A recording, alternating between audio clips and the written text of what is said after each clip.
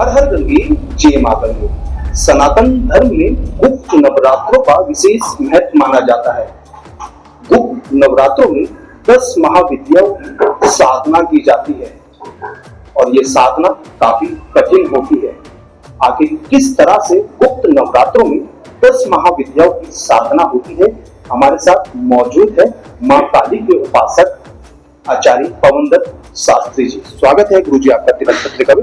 सबसे पहले तो गुप्त नवरात्रों में 10 महाविद्याओं की साधनाएं क्यों की जाती है? जय माई की। देखिए, विधान जब गुप्त का आता है तो यया गुप्ता सहस्राक्षा सवाहान रिपु सैनिकान क्रीडन न्यू विनिर्जित्य, कहा कि महाभारत युद्ध हुआ, राम और रावण का युद्ध हुआ, दोनों का युद्ध हुआ। अगर जो युद्ध की नीति सब जगह रखी जाती तो युद्ध ही नहीं होता, पहले ही लोग मिल जाते, मारे जाते, कुछ भी होता। तो जिस प्रकार से युद्ध की नीतियों को गुप्त रखा गया है, इसी प्रकार से अपने जीवन में होने वाली कठिनाई भी हमारे लिए युद्ध समान ही है। हमारे जीवन में वो सब युद्ध समान है, वो सब शत्रु हैं। ईर्ष्या है, द्वेष है, दंभ है, कपट है, छल छिद्र आदि, ये सब ऊपर से मनुष्य शरीर के और लोग जो शत्रु हैं, उन सभी से अपने शरीर की रक्षार्थ हेतु, आत्मा रक्षार्थ हेतु, अपने स्वजन रक्षणार्थ हेतु, उन सब के लिए हमें साधना करनी चाहिए। बहुत सारे राक्षस जो दिखते नहीं है, वो भी हमारे इस अनमोल जीवन के पीछे पड़े रहते हैं। कब कहां किसका क्या बिगाड़ दे ये पता नहीं चलता। इसलिए महत्वपूर्ण है जीवन के लिए साधना। और साधना में भी आपने 10 महाविद्याओं का जो वाक्य बोला है, वो 10 महाविद्याएं ऐसी महाविद्याएं हैं, काली है, तारा है, षोडशी है, भुवनेश्वरी है, धूमावती है, बगलामुखी है, कमलाक्षी है। ये जितनी भी देवियां हैं, ये सब अलग अलग प्रकार से इन्होंने स्वरूप धारण किए हैं और सबने स्वरूप इसीलिए धारण किए हैं क्योंकि सब रक्षा कर सके। जैसे मां ललितांबा जो है परांबा मानी गई, वो परांबा है, उनके हाथ में कोई अस्त्र शस्त्र नहीं होता है, उनके हाथ में गन्ना का एक पेड़ होता है, एक क्षण होता है। उस गन्ने के द्वारा उन्होंने बताया कि इस रस के द्वारा, इस रस को जो प्राप्त कर लेता है वो निश्चित रूप से साधना में बली हो जाता है और अपने मनुष्य जीवन को सार्थक करते करते अपने जितने भी मिलने जुलने वाले जितने भी लोग हैं, जितने भी अनुयायी हैं, जितने भी अनुगामी लोग हैं, उन सबका कल्याण करने का हेतु बन जाता है।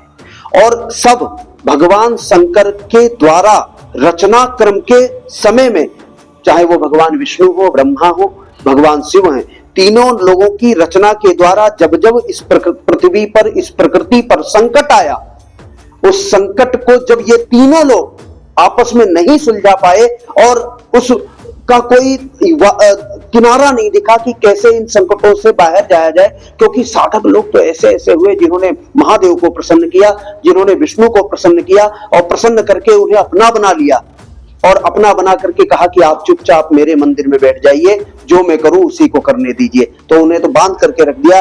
देखिए, बंधन होते हैं, तो उन्होंने बंधन करके देवताओं को भी जब बांध दिया तो उन्होंने अपनी शक्तियों को प्रकट करते हुए 10 महाविद्याओं के सामने आराधनाएं की और सब मां पार्वती के स्वरूप में विभाजित हुई और उन्होंने प्रकृति का, पृथ्वी का कल्याण हेतु 10 महारूप रखे।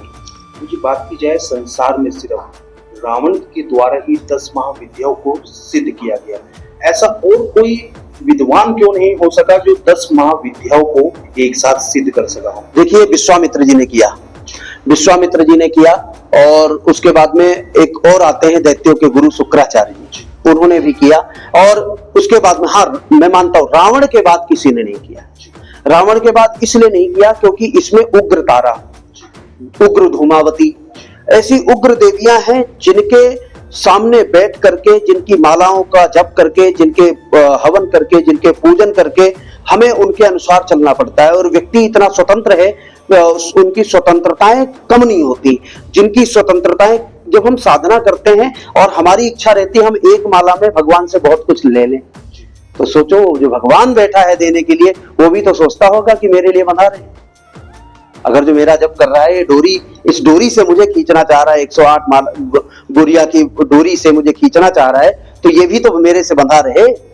तो अगर जो हम किसी देवी देवता को प्रसन्न करने के लिए माला जाप करते हैं या हवन पूजन करते हैं तो निश्चित रूप से हम किसी गाय को, कामधेनु गाय को पाल रहे हैं। लेकिन कामधेनु आ तो गई, बंधना तो कहीं ना कहीं पड़ेगा, नहीं तो चली जाएगी। तो हम खूंटा होते हैं, हम साधक लोग जो हैं वो खूंटा है, और जब तक हम खूंटा नहीं बनेंगे तब तक कामधेनु गाय हमारे पास नहीं आएगी। इसलिए कोई खूंटा नहीं बनना चाहता, रावण खूंटा बन गया। कहा कि मैं यहां बैठा हूं, 10 की 10 महाविद्याएं आइए, और जयत्वद भ्रमित भ्रमत भ्रमत भुजंग मत्स्वसद विनिर्गमत गमत्स्फुरत कराल भाल हव्यवाद में महादेव का सेवक हूं, और मैं निडर हूं, मैं किसी से डरता नहीं। बस मेरी इच्छा है कि मैं आपको भज करके, आपको पूज करके आप सामने हो और मैं आपकी सेवा पूजा कर सकूं। और उन्होंने स्वीकार किया, वो खूंटा बन करके बंध गया। कामधेनु रूपी सब 10 महाविद्याएं आई और उस खूंटा के आसपास खड़ी हो गई आकर के, बताओ पुत्र क्या करना है। संसार जीत लिया। चलत दशानन डोलत अवनी। गोस्वामी तुलसीदास जी महाराज कहते हैं कि जब समुद्र के किनारे रावण नंगे पैर घूम रहा है तो धरती कांप रही है। क्यों? एक मनुष्य में इतना बल कैसे हो सकता है? लेकिन वो मनुष्य का बल नहीं था, वो तो साधक रूपी खूंटा बन गया था।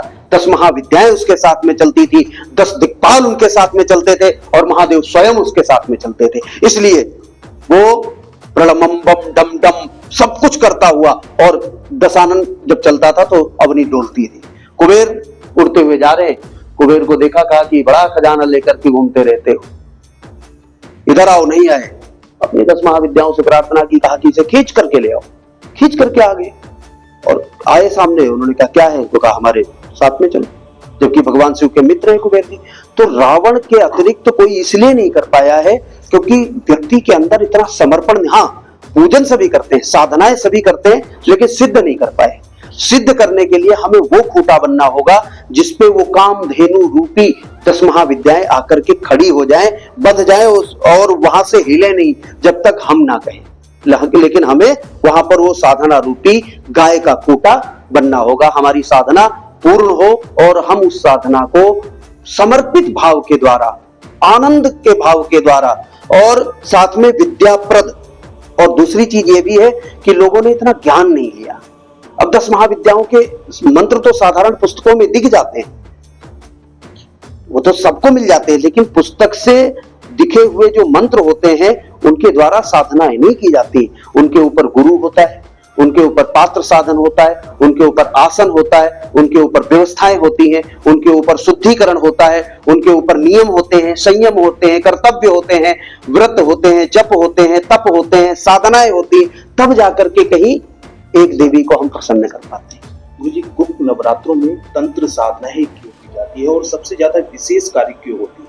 भगवान शिव ने मां पार्वती से कहा कि शिवेति परमात्मेति शंकरेति हरेति च पार्वती प्राणनाथेति भज जिह्वे निरंतरम। भगवान शिव कहते हैं कि हे उमा, हे पार्वती, मैं गुप्त रहस्य तुम्हें बताने के लिए जा रहा हूं। तो कहा गुप्त रहस्य क्या है? तो कहा गुप्त रहस्य को जानना बहुत कठिन होता है, क्योंकि सार्वभौमिक रूप से जितने भी नवरात्र हैं, श्रावण इत्यादि हैं, जो भी आते हैं, उनको बड़ी भली पूर्वक जनता जो है, जनता जनार्दन पूजन करके अपने आप को सौभाग्य युक्त समझते हैं। लेकिन गुप्त नवरात्रे का मतलब होता है वो गुप्त 9 दिन होते हैं जिनमें हम किसी को बताते नहीं है, जिनमें हमें कोई जानता नहीं है, जिन 9 के 9 रात्रियों में, 9 के 9 दिनों में हम कुछ गुप्त, जैसे छोटे छोटे बीज मंत्र हैं, जैसे साबर मंत्र हैं, जैसे महादेव के, माँ काली के, माँ तारा के, और अन्य अन्य जितनी 10 महाविद्याएं हैं, 9 देवियां, 9 दुर्गाएं हैं, उनके जो बीज मंत्र होते हैं उनको जपते हैं।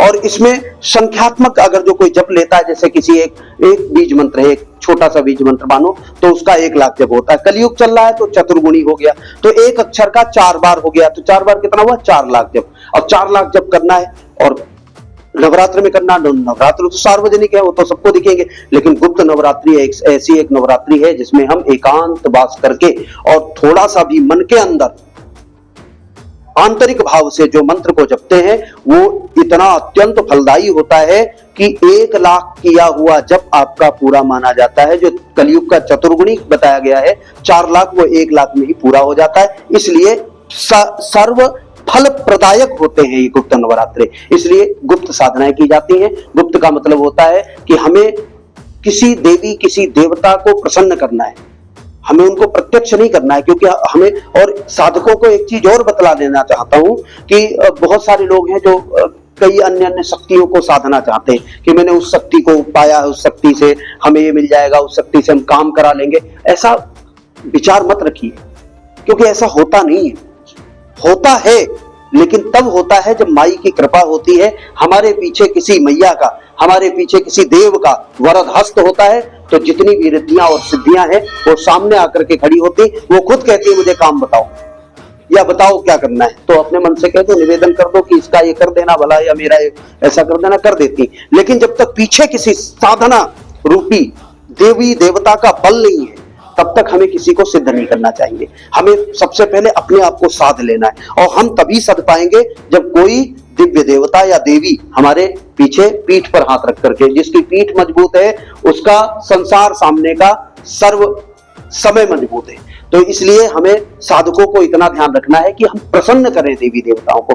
प्रसन्नता के लिए हमें जो कुछ करना पड़े उतना जप करें, उतना तप करें, हवन करें, भजन करें, भोजन कराएं, करें, भोग लगाएं, जो भी कुछ करना पड़े करें। सबसे पहले आप देवता को प्रसन्न कर लें। जिस दिन वो देवी देवता प्रसन्न होने लग जाएंगे, उस दिन आपको उनके सामने खड़े होते ही अपने आप से अंतर मन से ही ये लगेगा कि मुझे मुस्कुराना चाहिए। आनंद, धीरे धीरे आनंद, जैसे अग्नि जलती है, वो जब लकड़ियां पकड़ लेती है ना, तो अपने आप अग्नि प्रज्वलित होती रहती है, फिर उसे सुलगाना नहीं पड़ता। एक बार सुलगी और अपने आप प्रकट होती है, ज्वाला प्रकट होती रहती, ज्वाला जलती रहती। इसी प्रकार से आनंद की जो ज्वाला है वो अंदर से जब स्फुटित होने लगेगी, तब समझ लेना कि हमारी देवी, हमारा देवता हमसे प्रसन्न हो गया। फिर उसके बाद रिद्धि सिद्धि करना प्रारंभ कर दीजिए। तो गुरु जी, माना जाए विद्वान गुरु के सानिध्य में ही 10 महाविद्याओं की साधना करना महत्वपूर्ण होता है। बगैर गुरु जैसे कि हम नाव में बैठ गए और पतवार है नहीं, तो धार कहीं भी ले जाएगी। हमें यह भी तो पता होना चाहिए कि इस घाट से चले हैं और हमें जाना उस घाट तक है, दाएं जाना है, बाएं जाना, पार कहां से करना है, कहां चक्कर है, कहां घूम जाएगी नाव और किधर टकरा जाएगी, ये भी जानना जरूरी है। वो कौन बताएगा? तो पतवार चलाने वाला बताएगा। पतवार चलाने वाला कौन है? तो कहा गुरु है। गुरु जब तक नहीं बताएगा कि, जब देखो सबसे महत्वपूर्ण एक चीज और भी होती, विद्वान को, गुरु को इसलिए अपने साथ में भी रखना जरूरी है क्योंकि वो बताते हैं कि मैंने जब साधना की थी तो ये कठिनाइयां आई थी, तो इसलिए तुम ऐसा ना करना, तुम्हारे ऊपर भी आएंगी, तो उन कठिनाइयों से बचा करके वो उस गंतव्य स्थान तक ले जा करके खड़े कर देते हैं जहां पर हमारी साधना पूर्णता की ओर होती। तो गुरु का मतलब होता है अंधकार से प्रकाश की ओर ले जा करके अपने शिष्य को खड़ा करके और ये बता देना कि ये देवी है, ये इस रूप में आई है, जो तुम कहना चाहते हो कह दो। कपोलो वसते सरस्वती, कपोल में सरस्वती का वास करा करके, और साथ में श्रीर वर्चस्व मायुष्य मारो की मां विधात, हाथ रख दिया सिर पे और कहा कि तथास्तु, तुम्हारा कल्याण हो और तुम्हारी साधना तुम्हारी फलित हो, ऐसा करके। इसलिए गुरु परम आवश्यक है। गुरु के साथ साथ में आहार विहार व्यवहार और वाणी वपु वस्त्र आसन वासन रासन, ये सब कुछ साधना के लिए सबसे पहले आपको लिखना है, पढ़ना है। फिर उसके बाद में आपको यह समझना है कि मुझे व्रत जप नियम तप स्वाध्याय कृत सम दम दया दान विशिष्टानाम सर्वेशाम, सुबह शाम हमें करना क्या है, ये जरूरी है, तब जाकर के साधना फलित होगी। बहुत बहुत धन्यवाद। बिल्कुल जिस तरह से इनके द्वारा बताया गया है, गुप्त नवरात्रों में 10 महाविद्याओं की साधना करना विशेष कल्याणकारी होता है। मगर संसार में रावण के बाद आज तक कोई भी 10 महाविद्याओं को सिद्ध नहीं कर सका है। मगर नवरात्रों में अलग अलग देवी की साधना करने से देवी का आशीर्वाद प्राप्त होता है। देश के पहले धार्मिक न्यूज चैनल तिलक पत्रिका के लिए हरिद्वार से मैं आशीष।